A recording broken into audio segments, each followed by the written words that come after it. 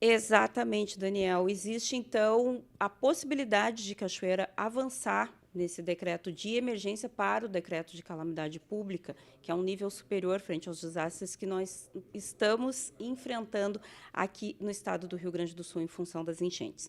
Do meu lado está o superintendente da Defesa Civil, Edson Júnior, que traz essas informações. Um relatório que já está em estágio avançado, aí, com algumas informações que podem fundamentar, então, essa possibilidade do avanço nos decretos que a gente já tem, então, homologado a emergência e pode avançar para a calamidade. O que faria Cachoeira chegar a esse estado mais complexo? Bom, o que vai determinando o nível do desastre são os danos e prejuízos, né, a magnitude do impacto deste desastre junto ao município. Ocorre que quando do acontecimento de um desastre, o prazo que nós temos é 10 dias para o envio da documentação para reconhecimento federal.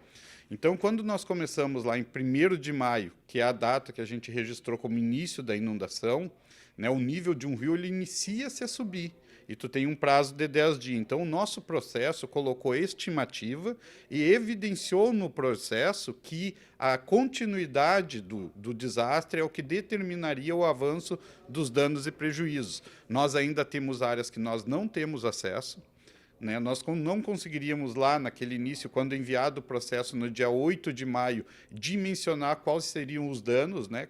Se teríamos já acesso a 403.287, se teríamos ou não este acesso, se teríamos ou não acesso a 153, se já teríamos ou não restabelecido o abastecimento da água potável, que isso sim é algo considerável, porque isso impacta as estruturas públicas e privadas como um todo. Então, é este processo que nós estamos trabalhando agora. Decreto de situação de emergência, um decreto é legislação. A gente segue instruções, leis e portarias. Trabalha-se com aquilo que é fundamental, que é a veracidade dos processos. Então, para aquele momento, entende-se e tem-se a convicção de que nós estávamos em situação de emergência nível 2 para aquele momento. O que não quer dizer que agora que temos um evidente comprometimento de acesso, né, que nós não saberíamos lá seria por 10, 15, 20 ou 30 dias, que ainda não conseguimos restabelecer água, é solicitar um agravamento da situação e uma evolução do estado de calamidade pública.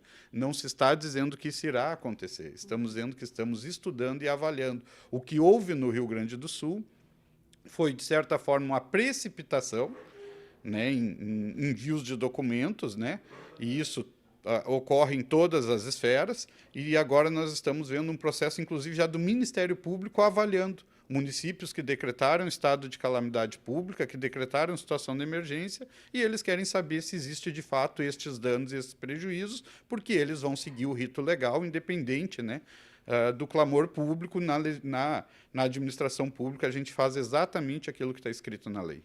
Isso, de alguma forma, resume que a situação de Cachoeira está sendo afetada por um prazo maior de serviços, inclusive atendimento à população, independentemente dos óbitos, que antes era uma das características desse decreto de calamidade.